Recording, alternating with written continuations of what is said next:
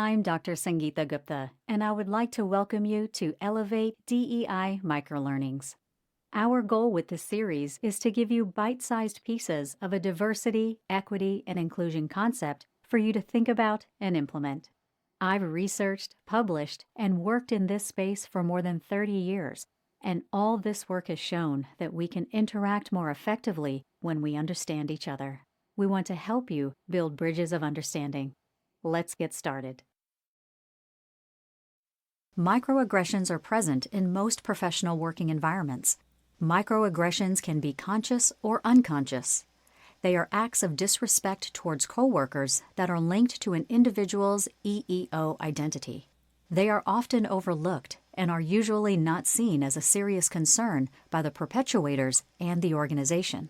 If you complain about them, you are often seen as being too sensitive or someone who is looking for issues or making a mountain out of a molehill. Oftentimes when you bring them up, you are seen as not a good fit for our culture or someone who can't take a joke. Microaggressions are not insignificant and should not be considered as joking around. They are painful to the person on the receiving end and need to be taken seriously. Microaggressions over time add up and the molehills continue to pile onto each other, gradually becoming a mountain. The terms MicroInequities and microaggressions are often used interchangeably, but there is an important difference based on the level of disrespect and exclusion that is experienced and the individual or group that the comment or behavior is directed towards. Both are present in most professional working environments. They can both be conscious or unconscious. Microinequities are slights or acts of exclusion that are directed towards coworkers overall.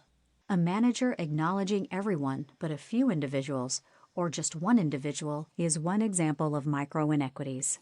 Another example might be coworkers going out but not inviting everyone. They are acts that negatively impact the creation of an equitable working environment for everyone. Another example is that a lot of networking and informal meetings where actual business is discussed happen after hours or during informal interactions. If you are not part of that inner group, you get left out. Or if you have family or other responsibilities in the evenings or weekends, you may be left out. Many of these situations happen because of unconscious bias. Microaggressions are acts of disrespect and exclusion that are directed at individuals. But the difference is that they are directed towards individuals and/or groups because of their EEO identity. These groups include women, racial and ethnic minorities, LGBTQIA+, and differently abled. Let's look at how microaggressions play out in the working environment.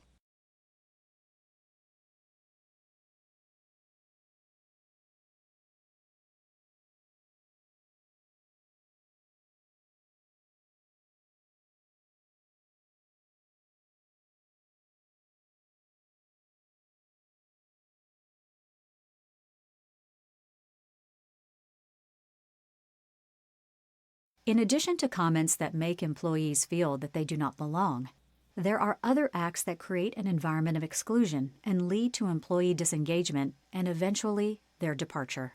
Some examples are a lack of mentoring. A lot of mentoring happens in an informal environment. Women and racial and ethnic minorities frequently miss out on these opportunities. It is vital to address microaggressions in a concrete manner. If left unchecked, they will erode your attempts at creating a culture of inclusion.